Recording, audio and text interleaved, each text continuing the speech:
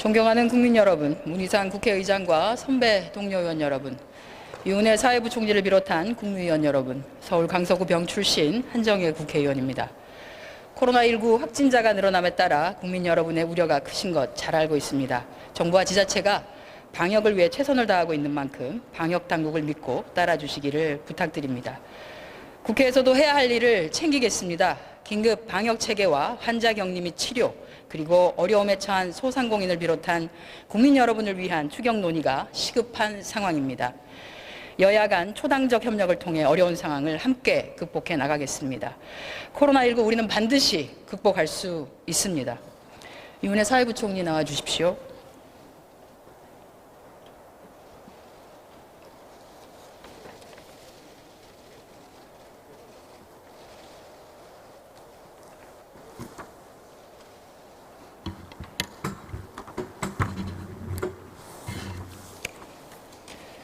네, 부총님이 수고가 많으십니다. 네, 고맙습니다. 네.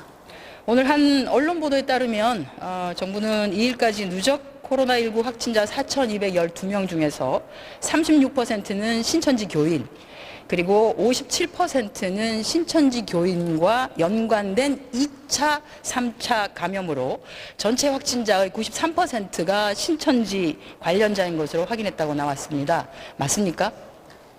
언론 보도를 통해서 봤습니다. 예, 제가 질병관리본부 자료를 오늘 오전 하루 종일 가서 봤는데요. 거기에는 신천지 또는 신천지 관련자라고 되어 있지 않고 다 그냥 신천지 관련이라고는 표시가 되어 있습니다. 그 데이터에 따르면 93%는 맞는 것 같습니다. 지금까지 자료에 따르면 결국 신천지 교인들에 대한 관리와 통제가 확산을 막는 데 큰 전환점이 될 것이라고 보는데요. 그렇게 생각하지 않으십니까? 예, 그 신천지 교인의 확진이 시작된 이후로 정부에서는 방역 당국이 신천지 교인들을 중심으로 지금까지도 방역 체계를 갖춰왔고요. 그것이 지역 확산을 막는 데 최우선적으로 필요한 조치였다고 생각합니다. 그런데 또 언론 보도에 따르면 신천지 교인 중에서 아직도 9천여 명은 조사에 응하지 않거나 또는 거부하고 있다고 합니다. 들어가지 않은 9천여 명에 의한 그림자 감염 우려의 목소리가 큰데요. 이것에 대한 조치 계획은 있으신가요? 지금 우선은 신천지 쪽의 협조를 통해서 명단을 다 받았다고 보고는 받았는데, 그리고 각 지자체에서 그 명단을 실제로 그 지역에 있는 신천지 교회에 확인하거나 하는 방식으로 협조 요청을 하고 있는 것으로 알고 있습니다만, 의원님 말씀하신 대로 협조가 이루어지지 않는 그런 지역이나 교회도 있는 것으로 알고 있어서 그렇습니다. 그런 부분들은 법이 허용하는 범위 내에서의 강제력을 또 행사해야 되는 것이 아닌가 생각하고 있습니다. 알 수 없는 불안이 전 국민들 사이에 스멀스멀 이렇게 퍼지고 있습니다. 9천여 명 정도 되는 숫자가 작은 숫자가 아닌데요. 이분들이 안전한지 안 한지에 대해서 우리는 알 수가 없는 상황입니다. 보다 전향적인 신천지 교회 협조도 물론 기대합니다만 지금 사실 그렇게 되고 있지 않은 상황이기 때문에 국민의 건강을 지키고 또 신천지 신도들을 위해서도 또 다른 특단의 조치가 좀 필요할 것이라고 봅니다. 정부 간에 협조를 하셔서 이 지금 응하지 않고 있는 9천여 명에 대한 전수조사가 가능한 빨리 이루어질 수 있도록 조치를 취해 주시기 바랍니다. 예, 관련 부처 간에는 협의가 되고 있는 것으로 알고 있고요. 국민 여러분들의 불안과 우려를 해소하기 위해서 또 신천지 교인들의 건강을 지키기 위해서도 신속한 조치가 필요하다고 보고 있습니다. 네, 잘 부탁드리겠습니다. 들어가셔도 좋습니다. 행안부 장관님 나와 주십시오.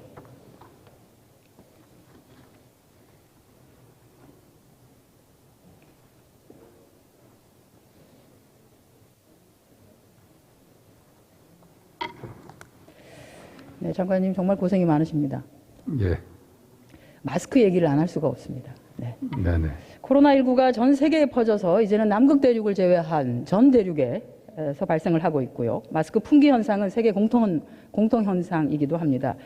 그 어느 나라도 자국민이 매일 사용할 수 있는 정도 분량의 마스크를 생산해내고 있지 않습니다. 우리는 그나마 좀 나은 편이기도 합니다. 그리고 또 때는 이때다라고 하며 국민 건강을 볼모로 이익을 극대화하겠다고 눈이 먼 사람들도 출몰하고 있습니다. 전 당연히 일벌백계 하실 거라고 믿고 있고요.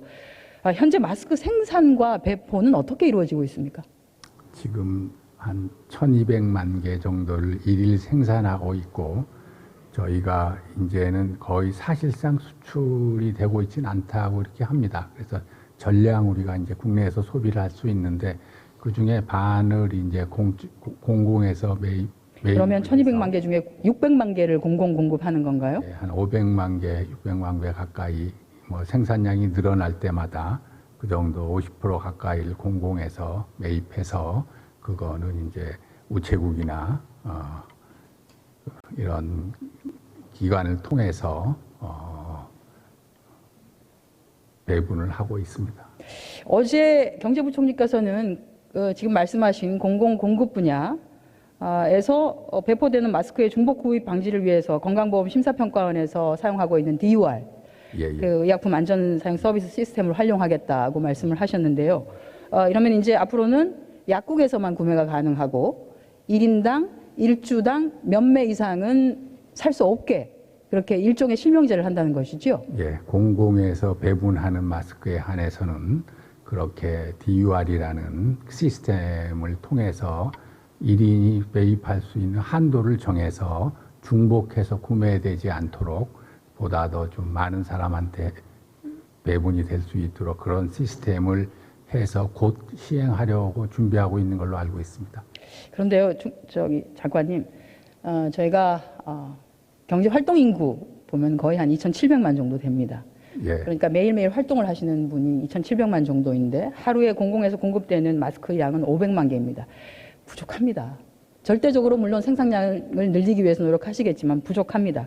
그러면 이게 어떤 일이 벌어지냐면 모두 다 약국 앞에 줄을 서야 합니다.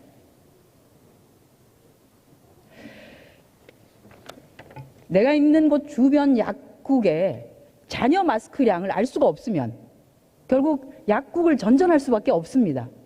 이 약국, 저 약국.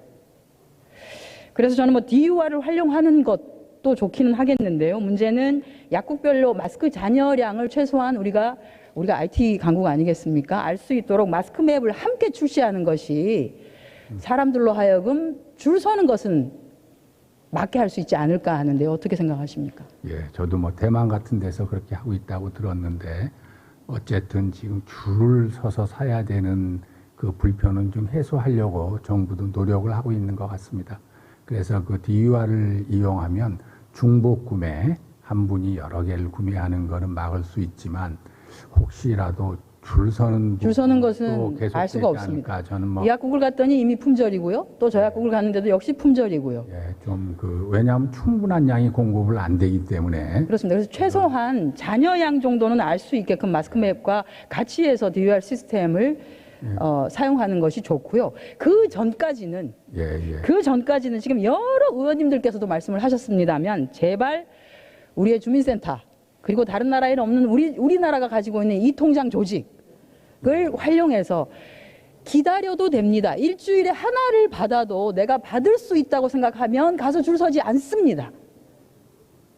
그렇지 않습니까? 예, 이미 대구에서도 그런 통반장을 통해서 배분이 좀 됐고, 다른 지자체도 뭐 별도로 구매해서 그런 이장 통장을 통해서 이렇게 배분이 되는 데는 상당히 호응이 좋다, 이런 그렇습니다. 얘기를 들었습니다. 그래서 지금 기재부와 식약처에서 여러 가지 배분, 국민 여러분께 불편하지 않도록 최선의 어떤 방안을 찾아서 곧 이제 실시하려고 하고 있는데, 그 한 의원님께서 말씀하신 그런 부분도 저희들은 한번 생각해 볼 수 있고, 뭐 행정안전부로서는 그런 부분에 대한 것도 여러 가지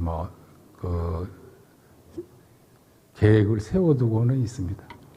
저는 뭐 주민센터 갖고 있는 세대 정보, 또 우리 이 통장님들은 가구원 수까지를 다 파악하고 계시기 때문에 충분히 가능할 거라고 보고요. 물론 주기적으로 적정 단가로 배포하는 것을 말하는 것이지 무상으로 주자는 것은 아닙니다.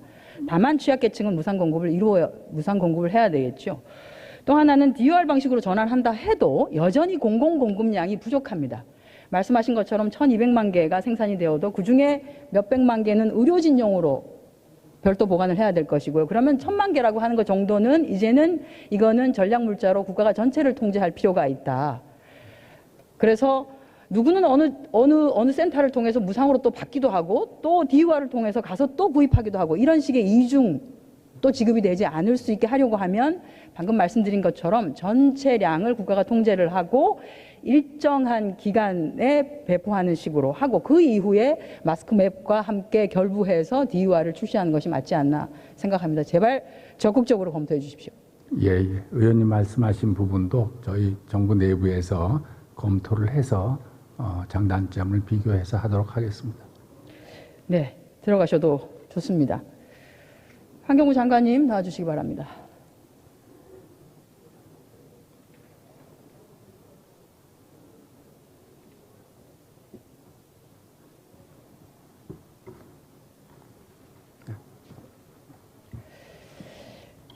네, 화면 봐주시기 바랍니다. WHO는 지난 50년간 세계 질병을 유발하는 병원체의 70%가 야생동물에서 유래됐다고 밝힌 바가 있습니다. 우리가 알고 있는 사스나 메르스, 이번에 코로나19도 마찬가지죠. 또 환경부가 조사한 국내에서 유통되고 있는 야생동물의 질병 현황 모니터링 자료만 봐도 살모넬라증이라든지 항아리 곰팡이균과 같은 질병이 야생동물에서 상당수 나타나고 있는 것을 알 수 있습니다. 네. 이렇듯 야생동물에 대한 안전이 확보되지 않았음에도 불구하고 우리나라는 다른 나라에서는 좀 찾아보기 힘든 야생동물 카페, 실내 체험 동물원 이런 것들이 있고요. 그 수치가 계속해서 증가하고 있습니다. 야생동물 카페와 실내 동물원은 2018년도에는 각 45곳이었습니다만 2019년도에는 각각 64곳과 50곳으로 많이 증가했습니다. 이거 굉장히 우려스럽다고 말하지 않을 수 없습니다. 장관님, 야생동물은 반려동물하고 달라서 인수공통 감염병이나 검역이나 또는 연구에 대한 연구가 부족한 상황입니다. 그렇죠? 네, 그렇습니다. 네. 이런 상황에서 인간과의 잦은 접촉은 해당 동물의 면역체계를 약화시켜서 병원체에 감염될 위험을 증가시키고 또 병원체에 감염된 야생동물로부터 역으로 인간이 다시 전염이 되는 이런 악영향이 당연히 있을 수 있습니다. 지금 국내 우후죽순으로 만들어지고 있는 야생동물 카페나 체험형 실내 동물원이 과연 국민의 건강에 안전하다고 생각하십니까? 예, 그 부분에 우려가 많습니다. 예. 그럼 문제가 발생해야지만 조치를 취하실 건가요? 지금 뭐 말씀하신 대로 야생동물 카페라든가 실내 뭐 동물원 등을 통해서 그 전시동물을 접촉하는 그런 사례가 많고 그에 따른 여러 가지 그 문제가 지금 지적되고 있기 때문에 국회에서 지금 의원님을 포함해서 그 문제를 해결하기 위한 법 개정안이 상정돼 있습니다. 이를테면 야생생물법이라든가 동물원 수족관법 등에서는 그 동물원 외에서는 밖에서는 그 야생동물의 판매라든가 전시를 금지하거나 혹은 접촉을 또 금지하는 이런 그런 법안이 지금 상정되기 때문에 그런 법안이 통과되면 저희들이 그에 따른 여러 가지 대책을 강구할 계획을 갖고 있습니다. 그것도 있습니다만 저는 꼭 법이 만들어지지 않더라도 국민의 안전, 국민의 건강이 우선이라고 하면 지금 이런 방식의 산업이 신산업이다 또는 혁신산업이다라고 해서 시장에 만들어지는 것 자체가 되어서는 안 되는 겁니다. 꼭 이걸 법을 뭐가 만들어질 때마다 후속적으로 법이 만들어져야지만이 되는 건가요? 그 부분에 있어서는 굉장히 좀 아쉽다 이런 말씀을 드리고요. 다음 기후변화 문제에 대해서 좀 질의하도록 하겠습니다. 유감스럽게도 우리나라가 세계 4대 기후악당 국가라고 불리고 있습니다. 기후변화 대응에 가장 무책임하고 게으른 국가라는 것인데 우리나라가 도대체 왜 기후악당 국가로 지목된 것인지 그 원인은 무엇이라고 보십니까? 예, 그 61년에 클라이밋 액션 트래커라는 그 국제 비영리 단체에서 우리나라를 포함해서 사우디아라비아, 그다음에 호주, 그다음에 뉴질랜드를 이른바 이제 기후악당으로 이렇게 선정을 했는데요. 우리나라 경우에는 1인당 그 온실가스 배출량이 지속적으로 는다. 그 다음에 그 해외 석탄 발전 건설 사업에 우리나라 기업, 우리나라 은행기관에서, 금융기관에서 금융 지원을 하고 있다. 그 다음에 2030년 온실가스 감축 목표가 2020년 목표에 비해서는 후퇴했다. 뭐 세 가지 이유를 들어서 기후악당으로 이렇게 선정을 했습니다. 그렇습니다. 기후악당 국가라는 오명에서 벗어나기 위해서라도 보다 명확한 정책 목표 설정 그리고 이를 뒷받침할 수 있는 강한 정책 수단이 뒤따라야 되지 않을까 생각합니다. 기후변화 정책을 추진함에 있어서 영국 사례를 조금 참조할 필요가 있다는 생각이 듭니다. 영국의 발전 비중 현황입니다. 영국은 30년 전부터 석탄 화력 발전 비중을 축소해 왔습니다. 90년대에는 70%에 달하던 석탄 화력 발전 비중을 2012년에는 40%까지 그리고 2019년에는 3%로 축소시켰고요. 2024년에는 석탄 화력 발전은 영국에서 역사가 될 예정입니다. 2000년부터는 신재생 에너지 발전 비중을 지속적으로 늘려서 2018년에는 33%까지로 확대를 했고요. 해양 풍력의 용량은 세계 1위로 도약했습니다. 신재생 에너지 발전이 비약적으로 이루어지다 보니까 단가 또한 큰 폭으로 낮아졌습니다. 모든 신재생 에너지 발전 단가가 원자력 발전 단가보다도 보시는 것처럼 낮은 것을 알 수 있습니다. 근데 이것은 뭐 영국에만 국한된 것은 아닙니다. 전 세계적인 추세라고 볼 수 있죠. 풍력과 태양광은 이미 전 세계의 3분의 2 이상 되는 것에서 가장 싼 에너지원이 되어가고 있고요.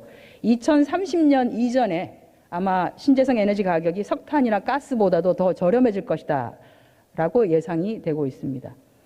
이처럼 영국이 기후변화 정책을 성공적으로 이룰 수 있었던 것은 정부 차원에서 오랜 기간 동안에 일관된 기후변화 정책을 추진했던 것, 그리고 시장에 또한 지속되고 일관된 시그널을 보내왔기 때문이다, 이렇게 보고 있습니다. 돌아와서 우리나라 기후변화 정책 좀 보도록 하겠습니다. 우리도 온실가스 감축을 위해서 저렇게 14년도에 2020 로드맵을 수립한 바가 있습니다. 온실가스 감축 목표를 2020년 배출 전망치 대비 30% 감축하겠다고 했는데 어떻게 잘 지켜왔나요? 뭐 결론적으로는 잘 지켜오지 못했다고 볼 수 있을 것 같습니다. 네. 부끄럽게도 2010년부터 단 한 번도 목표치를 지키지 못했습니다. 우리가 또 세계적으로는 화석연료에 투자하지 않겠다라고 하는 파슬 프리 캠페인에 참여하는 금융기관이 2019년 말에 1145개사 규모에 이르고 있습니다. 탈석탄 금융을 선언하는 이유는 굉장히 명확합니다. 신재생 에너지 가격이 떨어지고 있고 석탄 발전이 좌초자산이 될 가능성이 너무나 높아져 큰 손실이 예상되기 때문에, 또 기후변화의 원인인 온실가스를 대량 배출하는 반환경적 투자이기도 하고 인류의 건강과 생명을 위협하는 미세먼지를 발생시키는 비도덕적 투자라는 것이기 때문입니다. 그런데 우리 한국은 세계 3위의 석탄 화력 발전에 투자하는 국가이기도 합니다. 아쉬운 것은 한전 수출입은행 또는 무역보험공사 등이 동남아 국가의 석탄 화력 발전을 더 건설하겠다고 투자를 진행하고 있는 것인데요.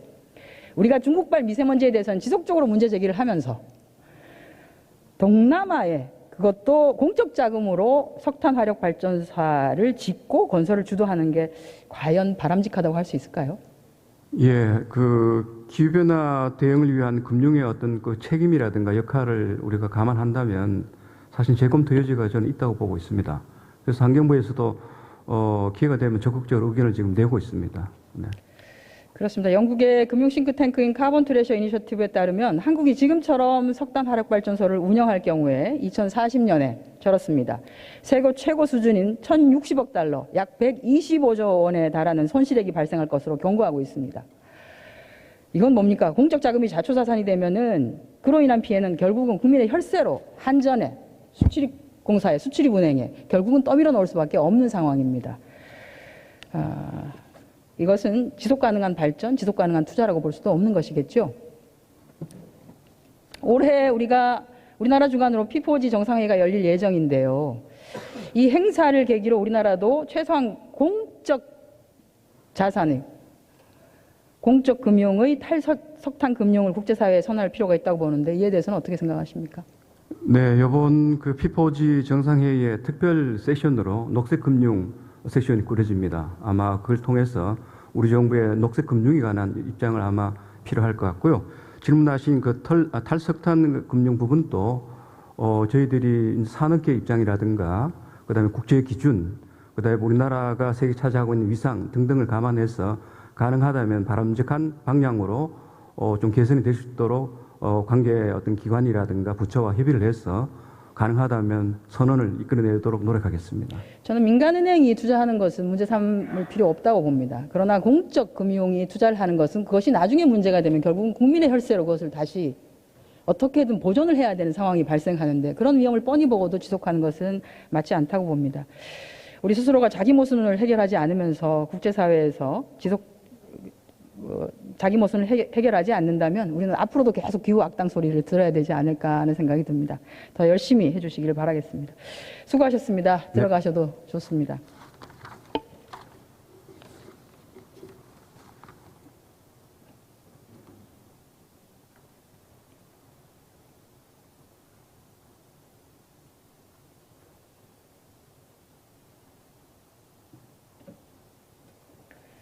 지난해 12월 20일 네덜란드 대법원은 기후변화와 관련하여 전 세계적으로 의미 있는 판결을 내렸습니다.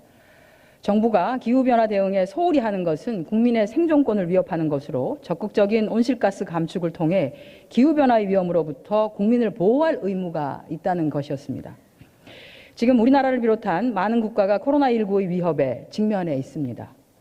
우리 인류가 바이러스와의 전쟁에서 이겨왔듯이 이번 코로나19와의 싸움에서도 반드시 이겨낼 것이라고 생각합니다. 하지만 기후변화로 인한 위협은 이미 오래전부터 진행되어 왔습니다. 호주와 미국 캘리포니아가 몇 달씩 불타오르고 극지방의 빙하가 모두 녹아내리고 있습니다. 기후변화를 이대로 방치한다면 머지않은 장래인 2030년에는 연간 25만 명이 사망할 수 있다고 합니다.